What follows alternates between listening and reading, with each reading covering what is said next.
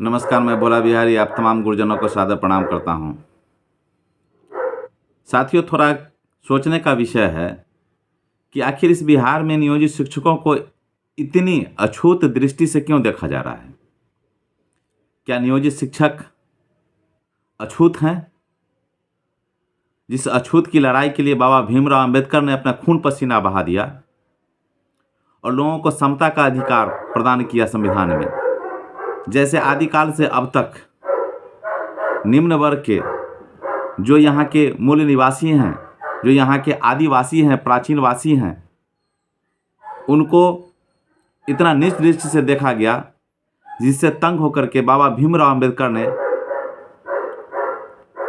आज़ादी के बाद प्रधानमंत्री, राष्ट्रपति आदि पद को त्याग कर केवल उन दलितों, अछूतों को बराबर हक दिलाने के लिए केवल संविधान में लगे रह गए, डूबे रह गए। अगर बाबा भीमराव अंबेडकर संविधान को छोड़ करके अपने स्वार्थ की राजनीति करते तो भारत के किसी उच्च पद पर होते, प्रधानमंत्री, उप प्रधानमंत्री, राष्ट्रपति, उपराष्ट्रपति, निश्चित रूप से होते गृह मंत्री।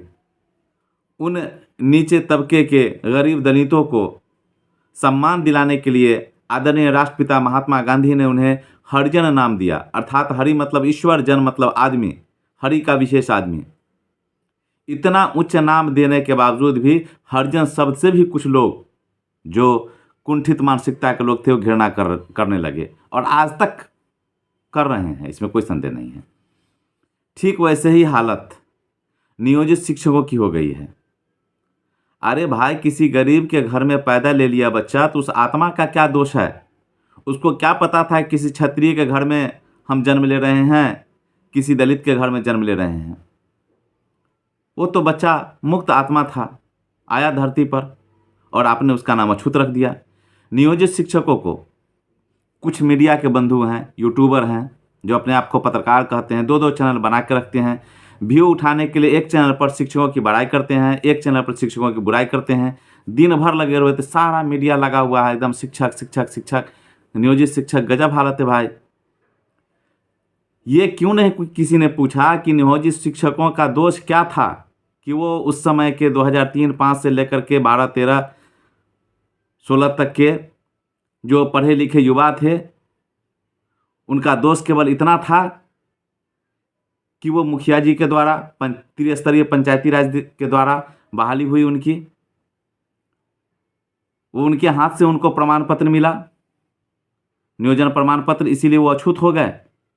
उस समय से अब तक सिर्फ यही कहा जा रहा है जो मुखिया जी के द्वारा बहाल, पंचायत के द्वारा बहाल नियोजित शिक्षक। अरे भाई, उसका क्या दोष था उस शिक्षक का? पढ़े लिखे वो भी युवा थे। सर्टिफिकेट दिखाओ, नौकरी पाओ, ये पहली बार हुआ है क्या?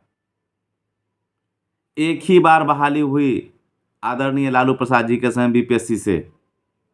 उससे पहले जो भी बहाली होती थी वो शायद आज के वर्तमान पत्रकार उसकी थोड़ा समीक्षा करें, कैसे होती थी। मैट्रिक पास लोग का जिन गुरुजी लोगों से हम लोगों ने पढ़ा है, वो गुरुजी लोगों का कौन सा टीईटी हुआ था, कौन सा बीपीएससी हुआ था, जो सुबह 10 बजे से लेकर के 11 बजे तक पेपर लेकर बैठ जाते थे। बच्चे को कहते कविता याद करो हिंदी में। 1:30 बजे टिफिन होती थी, 2 बजे घंटी लगता है, 2 बजे से कहता कि 1 100 तक 2 से 20 से गिनती करो। उन शिक्षकों की कैसे बहाली होती थी? शायद थोड़ा पीछे जा करके देखिए। उन शिक्षकों की बहाली होती थी, मैट्रिक पास करते थे, ट्रेनिंग कॉलेज में चले जाते थे, 2 वर्ष का या 3 वर्ष का जो समय का ट्रेनिंग था, ट्रेनिंग कर पास करते थे और सीधे चले जाते थे स्कूल में। और ट्रेनिंग कैसे होता था कॉलेज में, वो जानने की बात है। एक ही बार मात्र बीपीएससी के तहत आदरणीय लालू जी के समय में जो 94,000 लगभग शिक्षकों की बहाली हुई, वही हुआ। उससे पहले क्या होता था? और जो मुखिया जी से बहाल हुए, उसमें उस शिक्षक का, युवा बेरोजगार का क्या दिक्कत था? उनकी क्या गलती थी? अब उनको जो रास्ता मिला उस रास्ते से उन्होंने वे आए। उसके बाद उनको प्रशिक्षण दिया गया। भारत के सर्वश्रेष्ठ संस्थान इग्नू के द्वारा उनको प्रशिक्षण दिया गया। 6 महीने का संवर्धन कोर्स करवाया गया। समय समय पर उनको अन्य प्रशिक्षण दी गई। उसके बाद उनको दक्षता परीक्षा ली गई। उसके बाद टीईटी करके भी जो लोग आए, उससे मैं कहा था बहुत क्रीम सब चुना करके आया है, वो भी मुखिया जी के द्वारा बेचारे बहाल हुए। तो वो भी हो गए नियोजित, वो भी हो गए अछूत। ये कैसी मानसिकता है? बहुत लोग खुश हैं कि नियोजित शिक्षक अयोग्य हैं। अरे भाई, ये प्रश्न किसी ने क्यों नहीं पूछा सरकार से कि उस अयोग्य व्यक्ति की बहाली किसने की, क्यों की? और जब वो अयोग्य थे तो 20 साल से पढ़ा कैसे रहे थे? और आपको 20 साल के बाद नींद टूटा जो कोई अयोग्य है? वो अगर राज्यकर्मी नहीं थे, एक अयोग्य जो राज्यकर्मी भी नहीं है, वो 20 साल से पंचायत का चुनाव, विधानसभा का चुनाव, लोकसभा का चुनाव करवा रहा है, एक अयोग्य आदमी से जनगणना करवा रहे हैं, वोटर लिस्ट ठीक करवा रहे हैं, मासूम बच्चों को पढ़वा रहे हैं, और उसके बाद आपको याद आता है कि अयोग्य है। इससे क्या लगता नहीं है कि कुछ तबकों ने शुरू से ही यह कसम खा लिया था कि इन शिक्षकों को बदनाम किया जाए? विधानसभा के उच्च सदन में एक सम्मानित लोगों के द्वारा गंदी गंदी बातें बोली जाती है, उसका कोई चर्चा नहीं। बड़े बड़े अधिकारियों के द्वारा क्या से क्या कारनामा किया है, उसका कोई चर्चा नहीं। बिहार में संपूर्ण शराबबंदी में खुलेआम शराब बिक रहा है, उसका कोई चर्चा नहीं। सरकारी हॉस्पिटल में लोग मर रहे हैं इलाज के बिना, प्राइवेट नर्सिंग होम वाले कमा करके पैसे मोट हो गए, उनकी कोई चर्चा नहीं। 2.5 साल में क्या विकास हुआ, 3 साल में, इसका कोई चर्चा नहीं। पूरे जनता को एक डाइवर्ट कर दिया गया है, शिक्षक शिक्षक शिक्षक, नियोजित शिक्षक, और बड़े खुश होते हैं। पूछते हैं क्या? ये जनता बहुत खुश है, ठीक है, सक्षमता परीक्षा ले रहे हैं, अच्छी बात है। अब उनको ट्रांसफ़र किया जा रहा है, क्यों? तो ये लोग इतना नहीं समझ रहे हैं, आप लोग पत्रकार बंधु, कि ये वोट की राजनीति हो रही है, कि ठीक वैसे ही हालत है जैसे कि किसी खस्सी को ज़बह किया जाता है और खाने वाले मज़े लेते रहते हैं देख देख करके। एकदम 1 नंबर वाला कटिया खस्सी है ना, 1 नंबर वाला मांस करेजी देख करके वो खुश हो रहे हैं। लेकिन उस खस्सी का भी सोचिए ना, उस बकरे का भी तो सोचिए, उसको क्या दर्द हो रहा होगा। ठीक वैसे ही हो रहा है। अब क्या, तो जनता बहुत खुश हो रहे हैं। आदरणीय मुख्यमंत्री जी, आपके बगल में बैठे लोग, उनसे पूछा जाए क्या मुख्यमंत्री जी को इस कुर्सी पर रहने दिया जाए? एक व्यक्ति का नाम बता दीजिए विधानसभा में जो कहेगा रहने दिया जाए। नहीं पूछते हैं।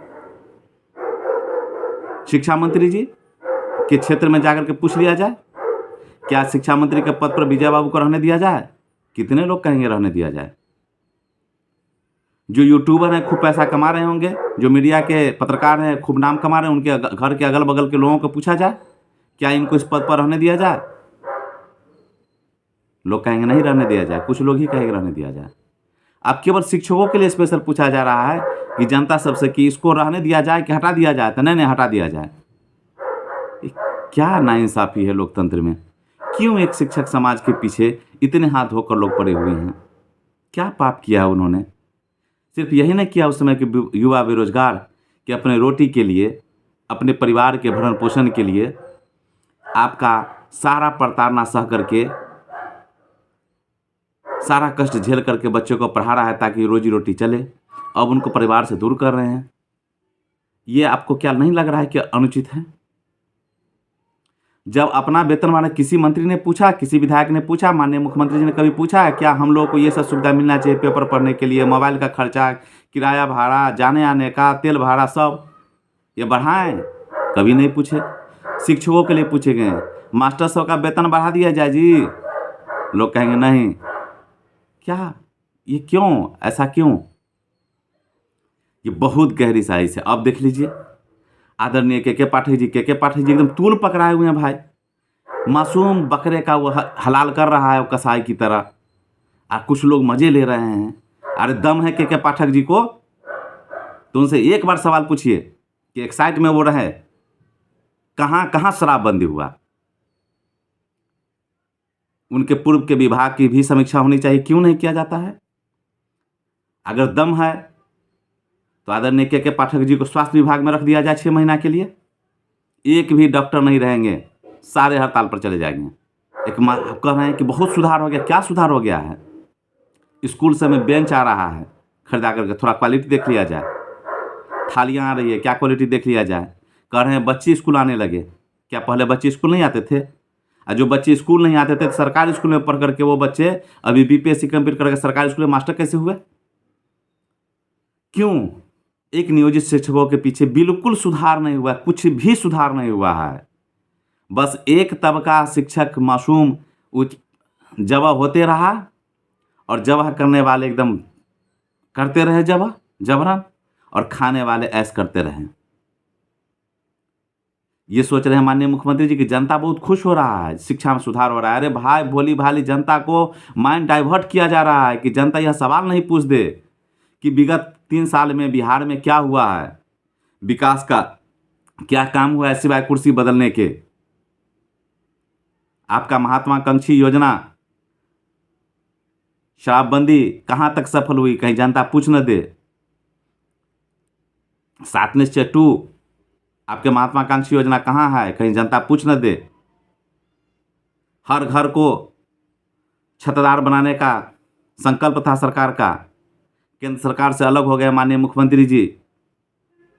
बहुत सारे गरीबों को अभी तक इंदिरा आवास नहीं मिला, प्रधानमंत्री आवास योजना नहीं मिला, वो कहीं पूछ न दे। इसीलिए एक तरफ पूरा साजिश के तहत माने ऐसे ही हालत हुआ है जैसे कि बढ़िया सा टीवी पर वो फिल्म लगा दो, महारकार धुआंधार हो रहा है और इधर चोरी डकैती करते रहो। वैसा ही हो गया है। 4-5 महीने में पूरे बिहार के सिस्टम जो है शिक्षा विभाग ये हो गया, वो हो गया, ये सुधार हो गया। कहाँ कन्ने सुधार हो गया है? कुछ भी सुधार नहीं हुआ है। शिक्षक बुद्धिजीवी समाज हैं, खूब बढ़िया से जैसे पढ़ाते थे अभी पढ़ा रहे हैं। रही बात अपवाद की, तो संसार में ही अपवाद है, प्रकृति में भी अपवाद है। कहीं ऊंचा है, कभी नीचा है, कहीं बालू है, कहीं पानी है, कहीं मरुभूमि है, कहीं जलभूमि है।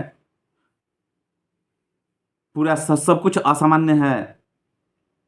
कोई बहुत अच्छे आदमी है, कोई बहुत खराब आदमी है, कोई गोरे हैं, कोई काले हैं, हर विभाग में हैं। कुछ बहुत पदाधिकारी बहुत ईमानदार छवि के हैं, कर्तव्यनिष्ठ हैं, तो कोई बहुत खराब हैं, बहुत भ्रष्ट हैं। कुछ आदरणीय मंत्री, नेता, पदाधिकारी बहुत ईमानदार है, देश प्रेमी हैं, समाजसेवी हैं, तो कुछ बहुत भ्रष्ट हैं, समाज को लूटने वाले हैं। कुछ डॉक्टर बहुत योग्य हैं, बहुत अच्छे हैं, तो कुछ डॉक्टर बहुत अयोग्य हैं जो कैंची पेट में भी छोड़ देते हैं। वैसे ही शिक्षकों में भी है, सदा से रहा है और सदा रहेगा। और इतना तूल देने की जरूरत नहीं है कि आदरणीय पाठक जी के द्वारा बहुत सुधार हो गया। कुछ भी नहीं हुआ है, क्योंकि शिक्षा देना और शिक्षा प्राप्त करना ये मानसिक अवस्था है, और जहाँ मानसिक अवस्था संतुलित नहीं होगी वहाँ कुछ भी नहीं होगा। सोटिया लेकर के न बच्चे को पढ़ाया जा सकता है, न उसको डांट करके, दबाड़ करके, धमका करके पढ़वाया जा सकता है।